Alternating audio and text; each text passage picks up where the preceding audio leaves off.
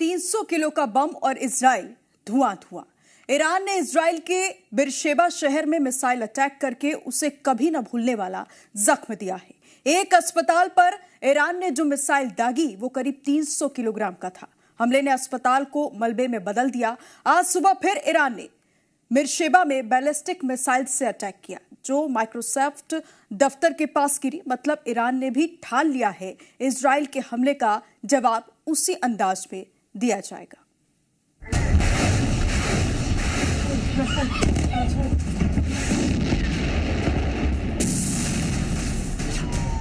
Iran Israel के सामने घुटने टेक देगा। ईरान युद्ध में ज्यादा दिन टिक नहीं पाएगा। ऐसी सोच रखने वालों को ये तस्वीरें विचलित कर सकती हैं, क्योंकि विध्वंस और तबाही की ये तस्वीरें ईरान की नहीं, इजराइल की हैं। युद्ध में ईरान अब इजराइल को वैसे ही दहला रहा है जैसा संघर्ष के पहले 2 दिनों में इजराइल ने ताबड़तोड़ हमलों के जरिए किया था। ये तस्वीर दक्षिणी इजराइल के बिरशेबा शहर की है, जहां खामनेई की ईरानी सेना ने बैलिस्टिक मिसाइल दागकर सब कुछ धुआं धुआं कर दिया। जिस बिल्डिंग के सामने आग और धुएं का गुबार दिख रहा है वो दरअसल अमेरिकी कंपनी माइक्रोसॉफ्ट की बिल्डिंग है।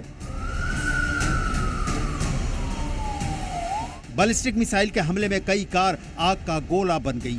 आसपास के घरों को भी नुकसान पहुंचा। कई घरों के शीशे, दीवार टूट गए। बताया जा रहा है कि ईरान के हमले में 6 लोग घायल हो गए हैं। ईरान ने अपने कड़े तेवर का ट्रेलर कल ही इसी शहर पर हमला करके दिखा दिया था। अमेरिका की सरेंडर वाली चेतावनी को नजरअंदाज करके ईरान ने बिरशेबा के एक अस्पताल पर मिसाइल दागी थी, जिसमें 50 लोग घायल हो गए थे। बताया जा रहा है कि इस मिसाइल में 300 किलो से ज्यादा विस्फोटक भरा हुआ था। इसी वजह से अस्पताल की बिल्डिंग को भारी नुकसान पहुंचा। इजराइल जिस लड़ाई को शुरू होने से पहले जीता हुआ मान रहा था, उसके गुरूर को इन 2 हमलों ने बुरी तरह तोड़ दिया है। ईरान का बैलिस्टिक मिसाइल हमलों को रोक पाने में इजराइल का iron dome missile defence system Iran के इन हमलों को रोकने में बिल्कुल नाकाम साबित हुआ और बिरशेबा को तड़पाकर ईरान, तेहरान और इस्फहान में मिले जख्मों का बदला ले रहा है। तबाही की इन तस्वीरों से इजराइल तड़प रहा है और उसके जख्मों पर ट्रंप की लेट लतीफी नमक छिड़कने का काम कर रही है।